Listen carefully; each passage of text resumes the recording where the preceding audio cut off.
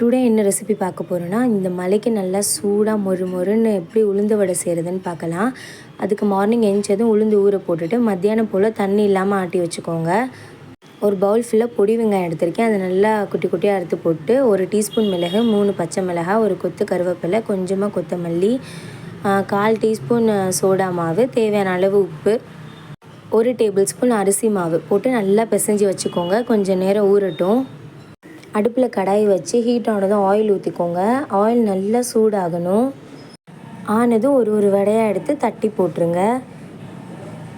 ஒரு சைடு வெந்ததும் மறு சைடு திருப்பி விட்டு வேக வச்சுக்கோங்க. நல்லா வெந்ததும் ஒரு பிளேட்டுக்கு ட்ரான்ஸ்ஃபர் பண்ணிவிட்டு சாப்பிட்டு பாருங்கள்.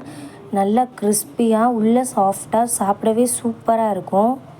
இந்த வடைக்கு தேங்காய் சட்னி வச்சு சாப்பிட்டு பாருங்கள், செம்மையாக இருக்கும். இந்த மெத்தடில் உங்கள் வீட்லேயும் ட்ரை பண்ணி பாருங்கள். இந்த வீடியோ உங்களுக்கு பிடிச்சிருந்தா லைக் பண்ணி, ஷேர் பண்ணி, சப்ஸ்கிரைப் பண்ணுங்கள்.